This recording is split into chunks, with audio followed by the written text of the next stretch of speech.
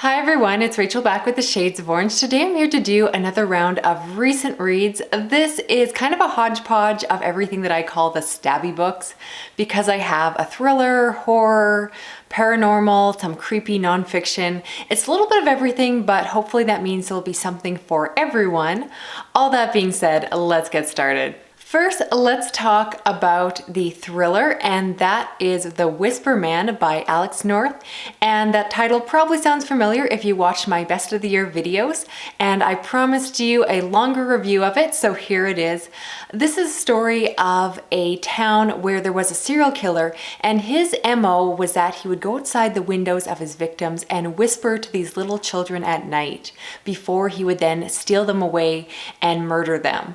And he was caught, he was brought to justice and put in jail. However, years later, children are starting to mention the fact that they are hearing whispering outside their windows again. And when a young boy goes missing, the town begins to worry that there is a copycat. I really enjoyed this one for several reasons. First off, the premise was really intriguing. I love a creepy serial killer, and I do of course need to give warnings for the fact that this book is very triggering to anyone who is afraid of harm to children in their books. It's definitely there, it's right in the synopsis. And I just found this book to be very creepy. It almost had similar vibes to something like Imaginary Friends, where you have this child perspective. And while this is a thriller, it does have threads of the supernatural. I won't go into it too much, but if you like a thriller that kind of plays on the line of what's possible and what's not, this is that one, because this young boy has a possible imaginary friend that he is hearing from and seeing from his perspective. And you as a reader don't quite know how real that is. And I really enjoyed his perspective as well as the relationship between the young boy and his father, because this is a story where a father has to take care of his son by himself after his wife passed away. And he is very uncomfortable as a dad. He loves his son very much, but he doesn't always know how to relate to him. And he often feels very guilty because he values his time by himself and just doesn't always know what to do with his son. And I feel like that is so honest and not something you see in a lot of literature. You either see terrible abusive fathers or these wonderful picture perfect men, and this man just felt so real. So if you are looking for a different, very well-rounded relationship between a father and son, this is a great book to pick up. But on top of that, you get this creepy mystery. It isn't the most complex mystery, but yet I did not guess it. The clues are there if you're looking for them, but you have to pay attention. I just went into it following where the narrator was taking me, and I enjoyed being surprised by the reveal. I thought it was very smart. It was very well written. It was reasonably creepy for a thriller. It definitely gave me some chills at moments, and yeah, I just thought it was very well written. Highly recommend it. I've said so many times that I have fallen out of love with thrillers, and well, this book basically made me fall in love with them all over again. So I'm reading more thrillers again, much thanks to this book. So if you're looking for a 2019 title that you missed, this is a great one to check out. Next, let's switch gears and talk about some nonfiction. And I received a copy of Vampires of Lore, Traits and Modern Misconceptions, which is written by A.P. Sylvia. I received a copy of this from the publisher for review. And if you follow my channel, you probably know that I don't read a lot of nonfiction outside of true crime. But when I heard about this one, I said, yes, I would love to read it, and I'm so glad that I did. First off, the physical book itself is a really nice object. I don't try to oversell a book, but this is just really nice to hold, nice to have. It's definitely the kind of book that I will be displaying on my coffee table and would make a great gift if you happen to know someone who would like something like this on the topic. But this book is all about vampires, and particularly focused on the differences between pop culture understandings of vampires that come from fiction, like Dracula by Bram Stoker and the following movies, as well as the true or folklore understanding of vampires that came about from European myth. And I just thought it was really fascinating. It is a relatively short book. It comes in around like 200 pages. But for me, that was just about the right length. So if you're someone like myself who doesn't read a lot of nonfiction, this one is very accessible. The writer just tells the story in a way that is very interesting. I found it to be very conversational, and there's enough detail to make this book feel worthwhile. I definitely feel like I learned things from reading this, but at the same time, it wasn't so heavy-handed and dense that I got bored. I was always fascinated. You fly through it very quickly. Basically, every chapter the author goes through different ideas around vampires, from garlic to mirrors, and you get to evaluate the differences again between the myth and the pop culture understanding. So I just thought this was fascinating. I flew through it. So again, even if you're someone who doesn't normally pick up nonfiction, but you're perhaps a horror reader like myself, I think that this book is great. It definitely gave me a lot more understanding of vampire lore, and I just thought it was fantastic. I will definitely be rereading it in the future. It also has lots of good endnotes and footnotes,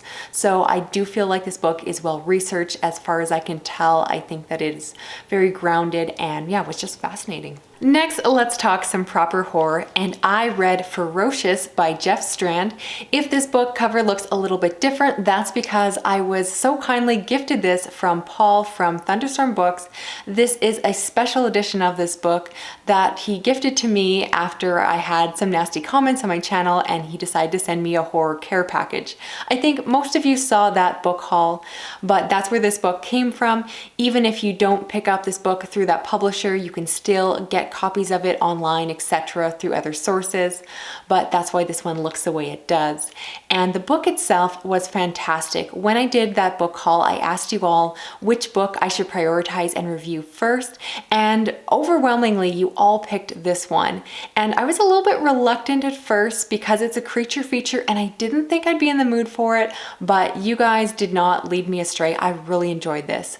So this is the story of a man named Rusty who lives alone in a very isolated part of Northern America, where he makes furniture and just lives alone until one day he becomes the sole guardian of his niece. He is at first uncomfortable in this role, but he quickly falls into it. The story really starts several years later when the niece is now a teenager approaching her 18th birthday. And at this point in the story, they start to find that the animals around their cabin are acting very strangely, possibly like zombie animals, and things begin to escalate as the animals do stranger things and start to attack them and the cabin. And like I said, this is one of those fun creature features, and what made it so good and what made me really love it is the relationship between Rusty and his niece.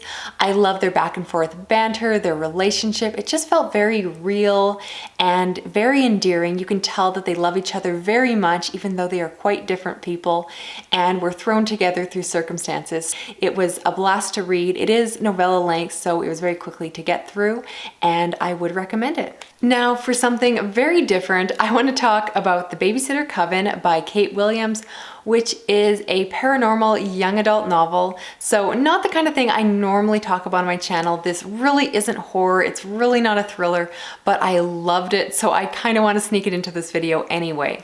This is about a group of teenage girls that form a babysitting club similar to the Babysitter's Club books that we know from our childhood. However, you find out very early on that they seem to have these mysterious powers, and you start to realize that they have a destiny and they are forced to go and fight monsters in order to protect the children that they babysit for and the larger world.